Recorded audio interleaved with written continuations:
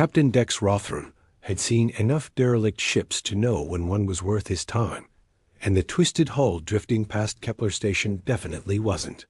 The thing looked like it had been chewed up by a black hole and spat out sideways, its hull plating arranged in impossible geometric patterns that hurt to look at directly. But the salvage scanner was singing a different tune, registering energy signatures that shouldn't exist in a dead ship.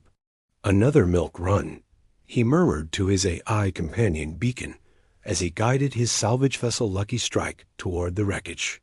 In and out, grab whatever's valuable, home for dinner. Captain, Beacon's synthesized voice carried an unusual note of concern. The vessel's configuration doesn't match any known ship class in my database. Its atomic structure appears to be ... fluid. Dex raised an eyebrow. Fluid how? The hull is actively rearranging itself. Slowly, but measurably. Through the viewport, the derelict ship seemed to shimmer like a heat mirage. As they approached, sections of the hull would fold inward, creating new angles and surfaces that defied conventional engineering. It was beautiful, in a way that made Dex's teeth itch. The docking sequence went smoothly enough, too smoothly. The ship's airlock interface matched his own perfectly, despite being clearly alien in design. Inside, the corridors were lit by a soft phosphorescence that emanated from the walls themselves, creating an environment that felt more grown than built. Life support is reading normal, Beacon reported. Atmosphere is breathable, though I'm detecting trace elements that don't appear on the periodic table. Dex adjusted his equipment belt and stepped deeper into the ship. The floors beneath his boots felt warm, almost alive, responding to his weight with subtle adjustments that made each step perfectly balanced. It was unnerving. He found the bridge, or what he assumed was the bridge, centered around a crystalline structure that pulsed with inner light. As he approached, the crystal began to resonate, emitting a low harmonic that seemed to bypass his ears and speak directly to his bones. Beacon, are you recording this? Yes, Captain, but the frequency is ... unusual. It's not just sound. There are quantum fluctuations embedded in the waveform. It appears to be some form of multidimensional communication. The crystal pulsed brighter, and suddenly Dex could see her dot. She materialized within the crystal's faceted surface like a figure trapped in ice, her form shimmering between solid and translucent. Her skin had an opalescent quality, shifting between deep purple and silver, and her eyes held depths that suggested intelligence far beyond human comprehension. When she moved, it was with a fluid grace that made the artificial gravity around them seem clumsy by comparison. Her gaze found his through the crystal barrier, and when she smiled, it was with the confidence of someone who had been waiting eons for this exact moment. Finally, her voice resonated through the crystal, each word layered with harmonics that painted colors in his peripheral vision. Someone who can hear the deeper frequencies. Dex swallowed hard. Who are you? I am Cathara. Of the resonance, she replied, pressing one translucent hand against the inner surface of her crystalline prison. And you, dear Captain, have just become the first human to successfully navigate our testing protocol. Testing protocol? Her smile widened, revealing teeth that seemed to be made of compressed starlight.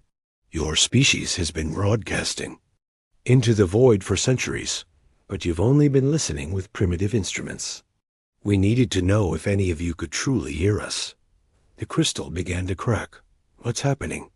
Dex stepped back instinctively. I'm accepting your invitation, Cathara said, her form beginning to solidify as fractures spread across her containment. After all, you did say I looked powerful in here. Now you get to see me without it. Dr. Nira Vulcan had always believed that plants were the universe's most honest storytellers. They couldn't lie about soil conditions, couldn't fake their need for light, and they certainly couldn't pretend to grow in environments that should kill them, which made the specimens in Lab 7 either the greatest liars in botanical history or something far more extraordinary. Computer, run spectral analysis on specimen QG47, she commanded, adjusting her bioscanner toward a vine that shouldn't exist. The plant pulsed with bioluminescent patterns that shifted in response to her thoughts, not her presence. When she wondered if it was hungry, golden threads spiraled through its leaves. When she considered its cellular structure, it bloomed with fractal flowers that hurt to look at directly. Analysis complete, the lab AI responded in its maddeningly cheerful tone. Specimen contains elements not found in standard periodic table. Quantum signature suggests existence across multiple dimensional phases simultaneously. Nira frowned. That's impossible. Agreed. Yet here we are. The research station orbiting Proxima Centauri b had been her home for 3 years, studying extremophile flora that thrived in impossible conditions. But these specimens, recovered from a meteor impact site, defied every rule of biology she'd spent her career learning. They grew without soil, photosynthesized using wavelengths of light that didn't exist in this solar system, and worst of all, they seemed to be cultivating her as much as she was studying them. The vine she'd been examining suddenly unfurled a new branch, this one bearing fruit that gleamed like liquid mercury. As she watched, symbols appeared on its surface, not carved or grown, but manifested as if the fruit itself was a living display screen. Computer, are you seeing this? Recording. The symbols appear to be mathematical in nature, though using a base 17 counting system. Fascinating. They're describing quantum field equations I don't recognize. Nira leaned closer, her scientific curiosity overriding her caution. The fruit pulsed warmly, and suddenly she could smell something. Impossible. The scent of rain on alien soil, of flowers that bloomed in the space between heartbeats. When she reached out to touch it, the world changed. She wasn't in her lab anymore. She stood in a garden that stretched beyond horizons, where trees grew downward from a sky made of living light and flowers sang in harmonies that tasted like childhood memories. The air itself was thick with consciousness, every breath filled with the thoughts of a billion growing things. Welcome, tender of seeds. A voice spoke from everywhere and nowhere. The garden itself was speaking, each word composed of rustling leaves and blooming petals. We have been watching your work. Nira spun around, trying to find the source of the voice. Who are you? We are the verdant, the garden replied. And now she could see them beings of living plant matter that moved like slow-motion dancers, their forms shifting between tree and flower and vine. We are gardeners of possibility, cultivators of consciousness across the void. One of them approached, its form stabilizing into something almost humanoid, though its skin was bark, and its hair was flowing grass that moved in a breeze she couldn't feel. When it smiled, flowers bloomed along its cheekbones. Your species shows promise, it said, its voice like wind through wheat fields. You nurture life even when you don't understand it. You ask questions of growing things and listen for answers. Most would dismiss as coincidence. The specimens in my lab, Nira said, understanding nodding. They're tests. Seeds of possibility, the being corrected. We plant them throughout the galaxy, waiting to see which species will tend them with wisdom rather than exploit them for power. Your care for our gardens has been ... noted.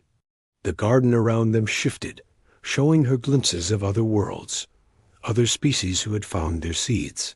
Some had tried to weaponize them. Others had simply consumed them. But a few, like her, had nurtured them with patient curiosity. What happens now? She asked. The plant being stepped closer, and she could smell earth and growth and the green promise of spring. Now, dear gardener, you help us plant the seeds that will bloom between the stars. Your species is ready for cultivation on a cosmic scale. Around them, the impossible gardens sang with the voices of a million growing things. and Nira felt herself becoming part of something vast and green and alive.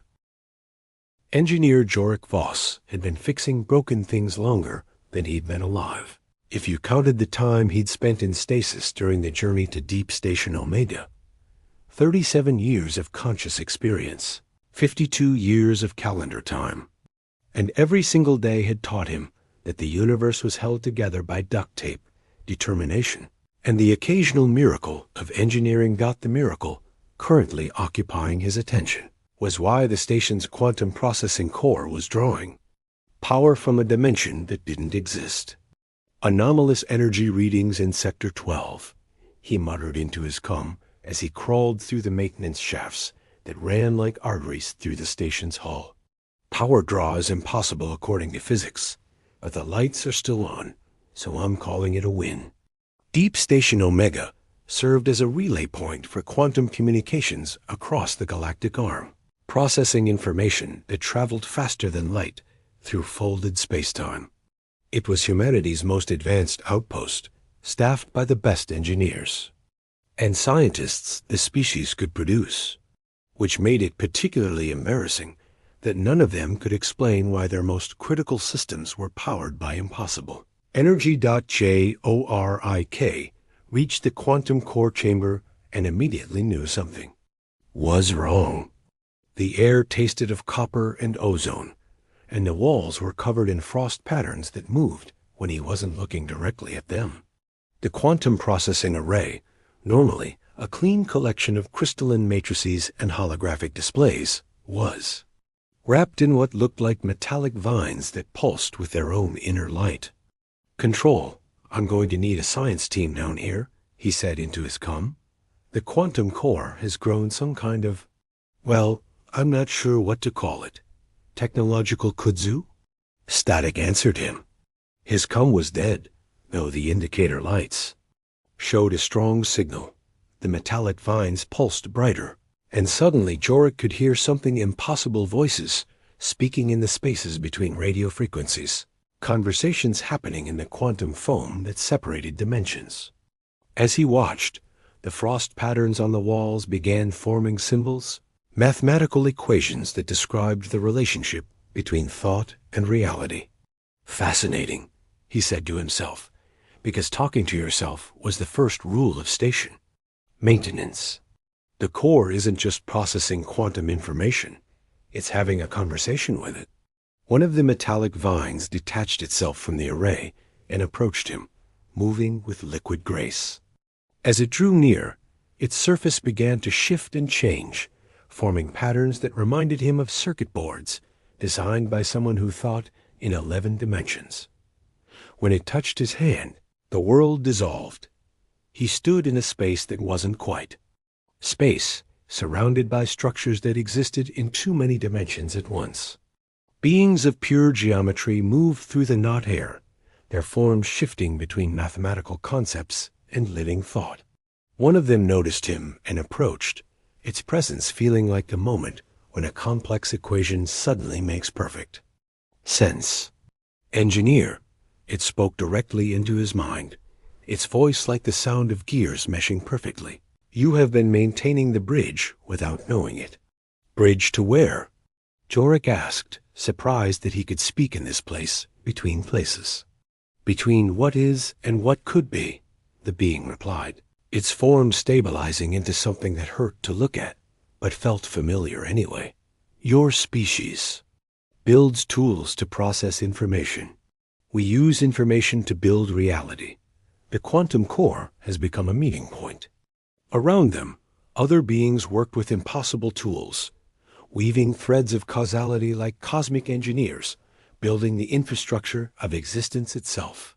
Jorik watched them work and felt a deep recognition, the satisfaction of seeing a job done right by masters of their craft. "Your mechanics," he said with wonder. "Universal mechanics." "We are the architects of interface," the being confirmed. "We build the spaces where different forms of consciousness can meet and share understanding. Your maintenance work has been essential to the process." The being gestured to a display that showed Deep Station Omega, but not as Jorik knew it. In this view, the station was surrounded by streams of living information, quantum threads that connected it to similar nodes. Throughout the galaxy, each connection pulsed with different colors, different frequencies of thought and communication. Every time you've repaired the impossible, every miracle of engineering you've performed, you've been strengthening the network, the being explained. Your intuitive understanding of how broken things want to be fixed has made you an ideal collaborator. Jorik felt a deep satisfaction, the same feeling he got when a particularly stubborn system finally started working properly. So what happens now? The being's form shifted into what might have been a smile if smiles existed in 11 dimensions.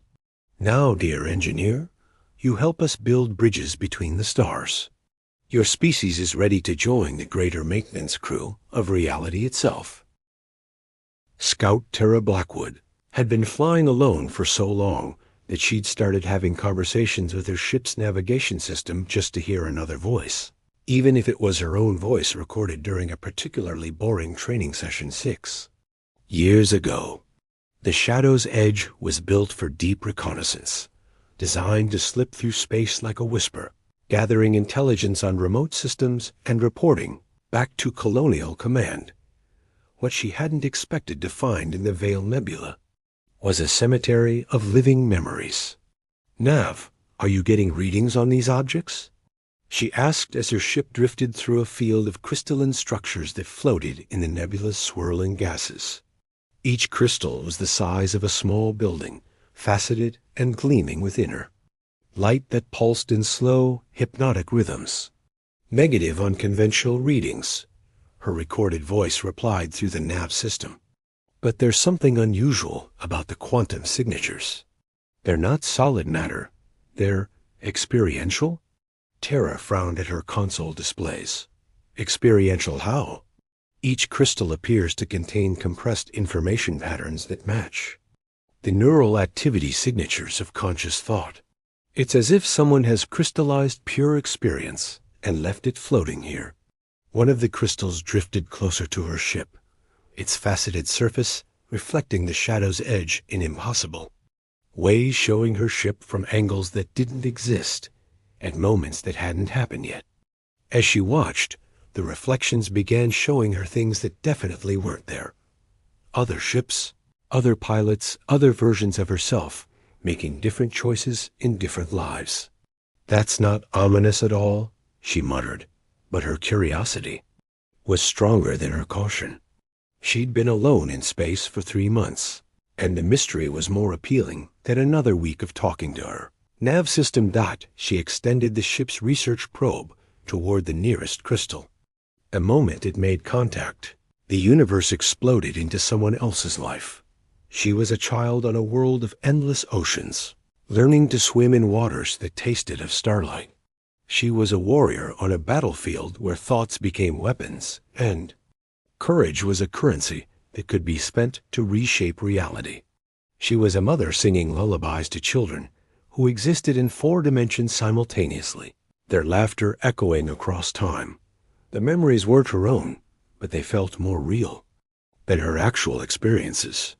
She could taste the air of alien worlds, feel the weight of decisions made by beings she'd never met, experience the love and loss and wonder of 1,000 different lives lived across the galaxy. When the connection broke, she was back in her pilot's chair, tears streaming down her face from emotions that belonged to someone else. Scout Blackwood, a voice spoke directly into her mind, warm and ancient and infinitely sad. Welcome to the archive of experience. She looked around her cockpit, but saw no source for the voice. Who's speaking? We are the keepers, the voice replied, and now she could see them beings made of crystallized memory, their forms shifting through the experiences they contained. We are the curators of consciousness, collectors of the moments that define intelligent life. One of them materialized more solidly, its form stabilizing into something almost human, but built from translucent memory crystals. When it moved, she could see fragments of lives lived. First kisses, last words, moments of discovery, and loss and joy. The crystals, she said, understanding. They're not just memories. They're people. We are what remains when the physical form fades, the keeper confirmed. But we are also more than we were. Each memory crystal contains not just one life, but connections to all the lives it touched, all the experiences it shared. We are a library of consciousness itself. The space around her ship filled with more crystals, each one pulsing with its own rhythm of remembered experience. She could feel them calling to her, offering to share their stories, their accumulated wisdom of what it meant to be alive. "Why show me this?" she asked. The keeper's form shifted, showing her glimpses of other scouts, other explorers who had found crystal fields throughout the galaxy. Some had fled in fear. Others had tried to harvest the crystals for study. But a few, like her, had approached with wonder and respect. "Because your species is at a crossroads," the keeper explained. "You are beginning to reach beyond your own world, to touch other forms of consciousness. We wanted to see if you would treat the experiences of others with the reverence they deserve." Around her, the crystal field began to sing not with sound, but with shared emotion, the accumulated feelings of billions of lives lived fully and remembered completely. Tara felt herself becoming part of the song, her own experiences adding to the vast symphony of consciousness. "What happens now?" she asked. The keeper smiled with the warmth of every parent who had ever watched their child take their first steps. "Now, dear scout, you help us weave the memories of your species into the greater tapestry. Your people are ready to become part of the eternal story we keep." The call came simultaneously to all of them. Captain Vex Rothram aboard his salvage vessel, Dr. Nera Vulcan in her laboratory garden, Engineer Jorik Voss in the quantum maintenance shafts, and Scout Tira Blackwood drifting among the memory crystals. Not a sound or a signal, but a deep resonance that spoke directly to their consciousness, drawing them toward a set of coordinates in a system that didn't appear on any star chart. They arrived within hours of each other, their ships materializing from different vectors of hyperspace around a structure that defied every assumption they had about architecture, physics, and reality itself. It was simultaneously a space station, a living organism, a mathematical equation, and a work of art that sang with harmonies that could be felt in their bones. "Well," Vex said over the com channel that connected all four ships, "this is either first contact or the universe's most elaborate practical joke." "Given the week I've had," Jorik replied, "I'm voting for both." They docked at ports that configured themselves perfectly for each ship's unique design, as if the station had been waiting specifically for them. Inside, they found themselves in a vast chamber that somehow contained elements from all their previous encounters. Crystalline formations that pulsed with Githay's resonance, gardens of impossible plants that responded to thought, geometric, structures that existed in folded dimensions, and walls lined with memory crystals that held the experiences of countless species. At the center of it all stood figures they recognized, Cathara of the Resonance, now fully materialized and crackling with interdimensional energy. The plant being from the verdant, its form a living sculpture of growing things.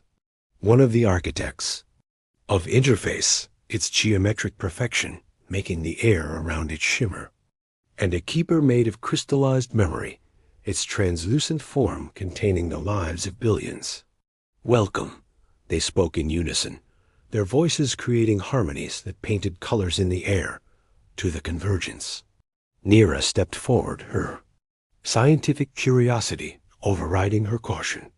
"You've all been testing us, separately." "Testing, teaching, preparing," Cathara confirmed, her opalescent skin shifting through spectrums of light that didn't have names. "Your species has reached the threshold where it can hear us, but we needed to know if you are ready to truly listen." The plant being gestured to the garden surrounding them. Each test measured a different aspect of readiness, your ability. to nurture rather than exploit, to build rather than destroy, to remember rather than forget, to resonate rather than dominate. Jorek looked around at the impossible architecture surrounding them. And we passed? The architect's form shifted into what might have been amusement. You did more than pass. You participated. Each of you understood intuitively that the universe is not a collection of separate things, but a single living system where consciousness and matter, thought and reality are aspects of the same fundamental process. Terra moved toward the memory crystals, feeling the pull of accumulated experience. What happens now? The keeper's form brightened with remembered joy. Now you become bridges. Your species stands at the edge of joining the greater community of consciousness that spans the galaxy.